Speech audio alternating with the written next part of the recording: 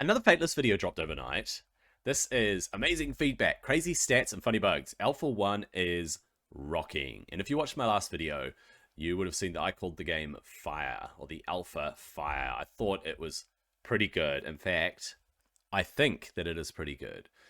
So let's watch this video. It's just under 20 minutes long. We'll see what they have to say. Hopefully they share some great stats. And when they say funny bugs, I assume it's just, yeah, exactly what it says. Funny bugs. So we'll see. Hey guys, this is Simon from Fateless. We are well underway now on Alpha 1. I want to share with you some stats, some fun stuff, some crazy stuff that's happened over the last week. Yeah, Alpha 1 was always going to be the roughest of the alphas, right? I said it early on. Of course. I warned you guys. I was like, if you want a cleaner experience, make sure you join Alpha 2. Yeah. And then if you want the easiest experience in terms of like bugs and stuff, come in Alpha 3. Yeah. And that's really where we're at. But it's been super fun. We sent out 5,700 emails to people to invite them to Alpha 1. We've had 5,635 of those players come in and play the game. Wow. Which is brilliant. Okay, it's really, really cool. Yeah. There was some confusion, and I'm going to hold our hands up and say that's on us for how to access via iOS and Android and stuff like that, which we will try and improve for the next wave because it's been really challenging to allow people to get on. But we've kind of got through it, and people have been playing on PC, Mac, iOS, and Android, which is really cool. It means that, you know, a lot of the things we're trying to test, we're able to test across multiple platforms. So one of the real things, you know, if I go back to what we were trying to do in Alpha 1, we were trying to see if we'd found the fun in the game and found our own small innovations for this genre to really give people something fresh to play, something fresh to do. And I think overwhelmingly the response is, yes, you've done that. You know, if I look past some of the bugs and the frustrations, the actual gameplay and the way that you build out teams and comps is really landing. Cool. We've seen some interesting stuff. So, you know, we've got these 3 different camera modes. Let's take it off of auto battle for a second. We've got 3 different camera modes in play. Yeah. And, I just got myself an Icarus. Nice. And we've been like monitoring which camera modes are most used. So we've actually got this cinematic mode here, which has got about a 23% usage. Okay. We've then got the 3/4 mode, which is this one. I don't know why we called it 3/4, but basically this isometric view, which has had 34% of usage. Okay. And then the rest basically have been in the top. But then there's been a lot of people in our survey that have said, actually, depending on the type of content I'm fighting, I switch between the 2 or the 3. Okay. So that's really cool to see. It means that, you know, we've kind of like been able to create something different for different players. Generally, if I'm on auto battle, I do come into this sort of top view. But if I'm like playing the game actively, I really like this view. Like I know it's not for everyone, and I know we need to work on cameras and stuff. We've had that feedback in terms of some of it feeling a bit too jumpy and stuff like that. Yeah. But really, I love this view. That's my personal take. So anyway, everyone's different. Now, in terms of heroes, it's been really encouraging to see people using their epics, using rares to get through some harder content, feeling that powerful kind of like legendary joining your team and really feeling an uptake from, or an uptick, I guess, from the power of the legendary joining. There's been some legendaries which their mechanics just straight don't work properly. Okay. We've had loads of bugs in, which is great. You know, we've had some which don't work properly from a strength point of view, like an Aphrodite. She's just getting her ult all the time. We've had some which don't work properly from a bug point of view, like Hell, where she revives the whole enemy wave. They're meant to be confused so that they kill whoever's left, but instead they're just revived to kill you, which is horrendous. So some really fun bugs. Actually, this is probably the bug which is most funny. So I've seen a bunch on Discord, but this is one of the funniest ones. Horus fighting Horus over an Isis. The 2 twins trying to claim their queen. Oh, that's brilliant. It's just a non-stop battle between them. So we've seen all sorts of interesting bugs that we hadn't seen before, which have been fed in from the community, which we appreciate each of those. We've seen a love for some of our different heroes, which is cool as well. So generally, I think, in terms of did we achieve what we wanted to achieve from this alpha so far, I think it's a big thumbs up. Great. We've got a long list of things we want to fix for Alpha 2, which we're already working on.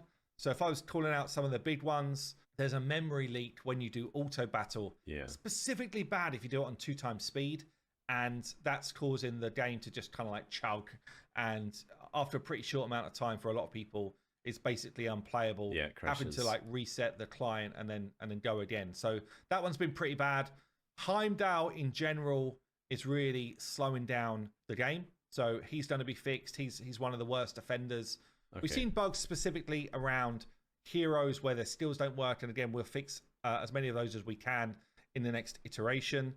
We've seen some bugs specifically around imprints. And this is something you might be able to just fix as you're playing right now. So if I go into my abilities, I can see I've got one passive skill. Yeah. If I go into my gear and look at my weapon, I do have an imprint. Okay, yeah. I've got an imprint on this weapon, but it's not showing on my skills right now. We're looking into this bug because there's two. One, it just seems to just stop working sometimes. We're not sure exactly what it is. We're looking into it. Another one is if I equip the weapon, so I equip this weapon here, and after equipping, I add my imprint. So I add this Scardy imprint. That is not showing as a new passive. It needs to be here for it to be working on your hero. Okay. But if, let's remove that weapon and then re-equip it.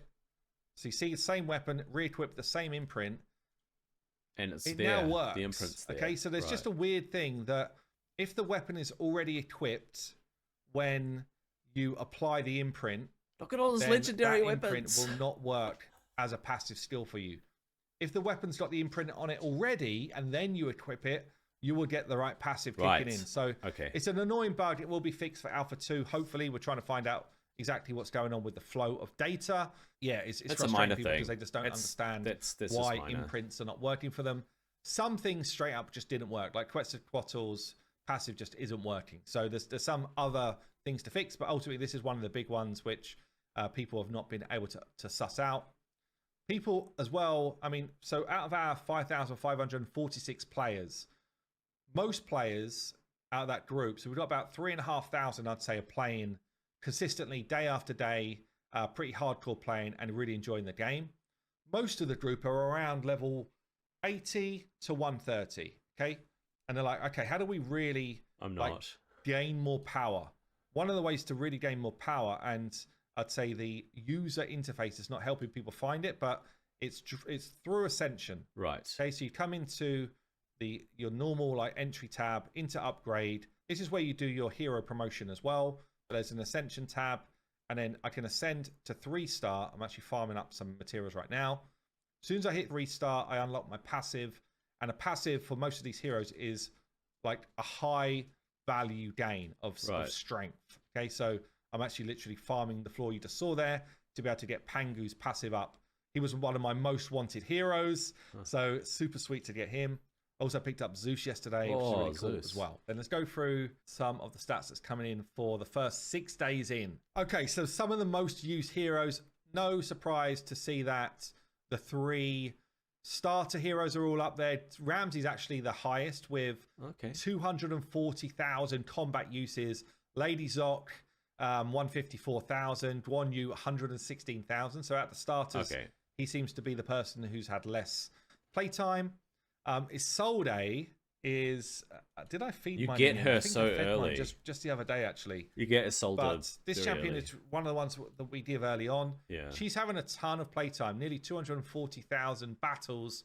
Okay. She's staying in people's teams right the way through to the end. The first legendary who factors as high on the list is this bad boy. I picked him up 2 days ago, Heimdall.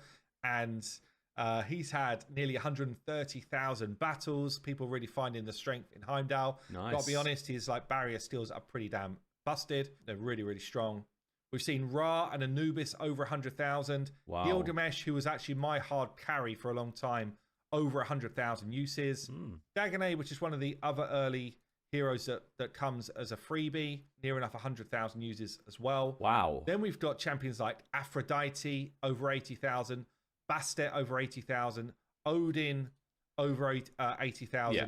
I would say personally, I felt like Odin has been a bait for me. Like I just don't feel like he's had the strength yet. So for me, he's not quite hitting it as a powerful legendary. But That's unfortunate because Odin is the only legendary that I have. And I was hoping that he would get stronger. He is a disruptor. So he's not there to do damage, but I was trying to use him to be a bit of a damage pickup. But we'll see. We'll see if they buff Odin. Because he's my only legendary. let me know if you've thought differently. Maybe I just had him built crap. I've taken his gear off now. It's all gone onto Pangu. We've had Leonidas, Achilles, Percival as epics that have really been used a lot. Skadi is one of the most used rares. So people really enjoying her freeze mechanics and her support on bosses. And then we've got champions like Shamash, Hippolyta, Icarus, and Spartan as well in the mix. I will say that when it comes to like the final battle, let me show you the leaderboard here. Yeah. There's some quirkiness with the leaderboard. We think most people are now on it and coming through properly, but there's definitely something that's not pulling all of the players through. So we see stage level here. Let's just zoom in a touch. Stage level. So we've got a number of people who've already beaten stage 150. Wow. Okay. And it probably feels like, damn, this must have been way too easy. I'm wondering if the difficulty curves, probably right at the top is a bit too easy, but I don't think the difficulty curve's too far off where it needed to be. I've been trying to deliberately play no more than 2-3 hours a day. Okay. And play like that player who's coming in, who's a normal human. Okay. I've been I've got playing a bunch like of a other normal stuff to person. do. And in fairness, I have had a bunch of other stuff to do. And then I come in, I play Godforge for a few hours, get my grind on, and progress up the tower. And I'm at like stage 131 or 132 right now. So we've had about 1.5% of the player base that have played this alpha get to the final stage so far. And this is 6 days in. It's about really what we wanted. Yeah. So that we did have a couple of people who got there really fast. Jaylong, Ragewood, and then we've had a shiny PB as well. J Robo, I think there were some of the first ones who got there. Maybe I missed a couple. Sorry if I did. And then they started to hit the final boss. And you see there's a number which have got pretty small hits. But there is an unkillable team going off right now, which we didn't want to happen. 2.3 billion. Mainly driven by one weapon, which we need to change. So this weapon here is Stealing Divinity. It happens so easily. It's crazy. And then people are basically using this like ally attack mechanic so that you just got so many hits coming in, all of them stealing divinity. When you level this up, it steals more divinity. So this is something we're going to adapt. We definitely want for Fafnir, the final boss, to feel a challenge when it gets to the next wave. So it's cool. This is exactly what an alpha is for, right? We're just trying, we're playing with mechanics. We're seeing if there's some fun teams that get built out. And people think, this kind of like barrier building is the problem. I don't think it's actually the problem. Okay. I think it's just that Fafnir's never getting to do his scaling of damage because he never gets an ult, and that's how he scales. So holding back currently, the that's ultimate. the thing that we're looking to fix the most in terms of the mechanics of Fafnir and the battles. We're also going to fix the economy a bit, so more farm points for gear for Wave 2. There'll be, and I mean like multiple pieces of the same set on the same level to make gear farming feel better. Ascension farming we're going to improve. We're specifically going to allow more 2-star spirits to drop so that when you're leveling up, see someone's level 1 here.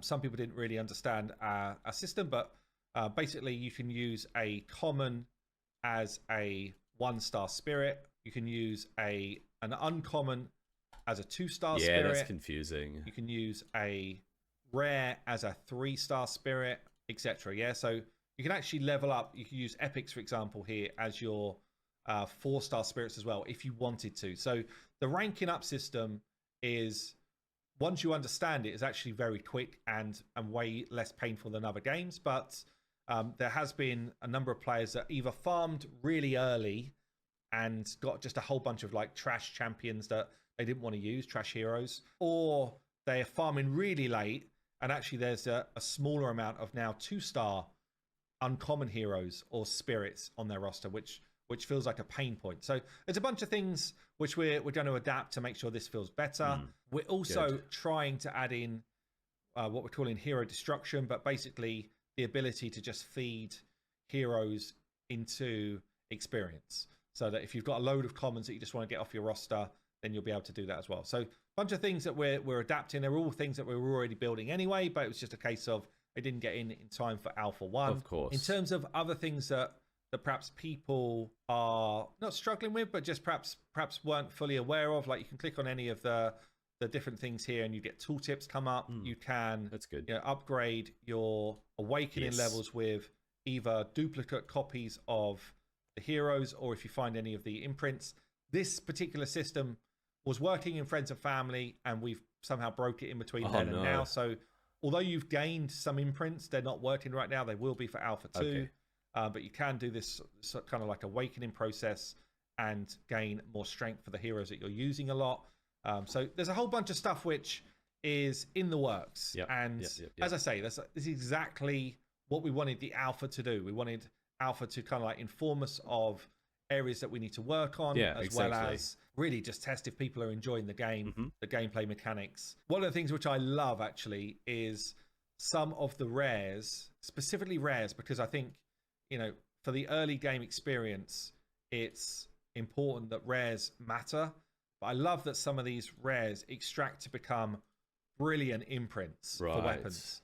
This ability to counterattack from Bork, I think, is awesome. If you're running like Skadi teams, then the ability to reduce target's divinity. Again, this is one of the things which is kind of like driving easier wins, I guess, in some of the later levels right now. You've got this one here. So when attacking enemies, place barrier on this hero by amount of damage. If you've got a hard hitter, you can basically protect yourself. There was a whole bunch of stuff where I was just like, yeah, this feels cool, it feels fun, and that's really what we wanted the imprint system to be. So I think in a number of ways there's a lot of ticks.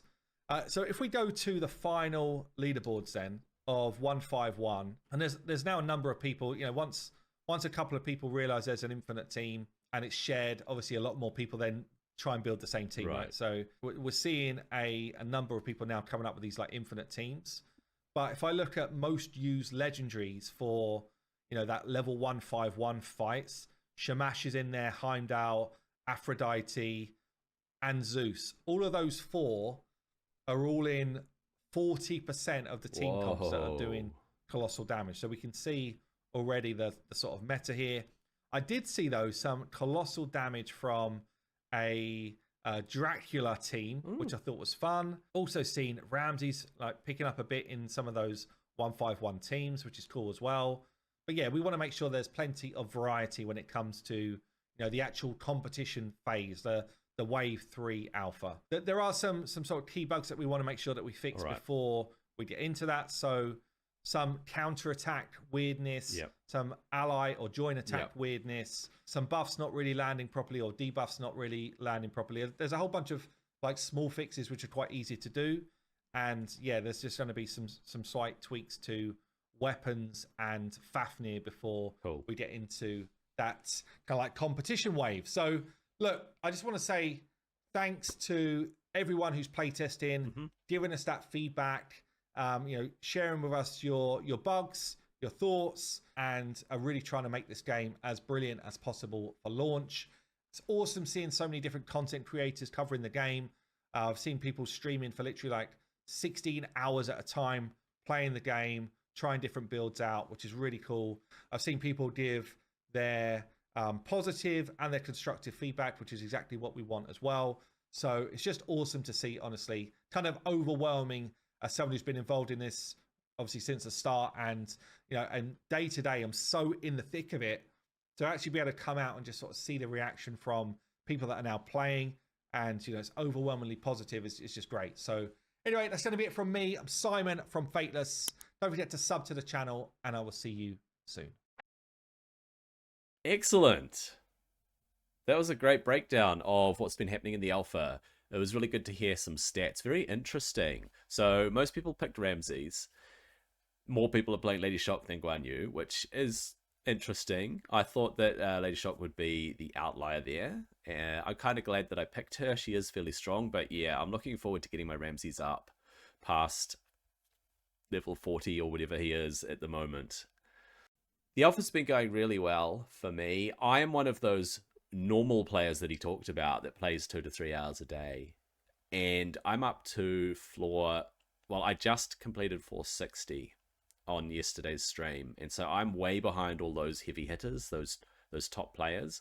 But it is kind of refreshing to hear that it is only about 1 to 2% who have reached floor 150. These are the sweaties, right? These are the hardcore players that understand every nuance of the game and how to put comps together, and they've got a whole lot of legendaries and epics, and I've got 1 legendary and 2 epics.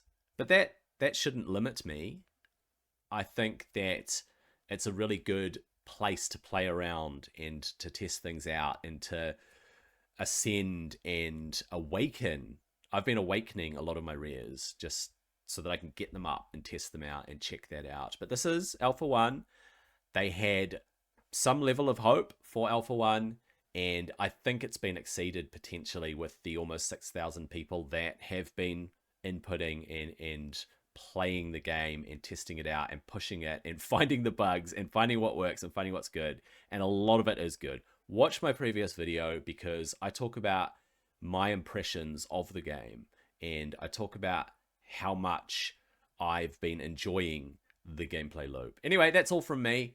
I hope that you enjoyed this video, and I'll see you on the next one.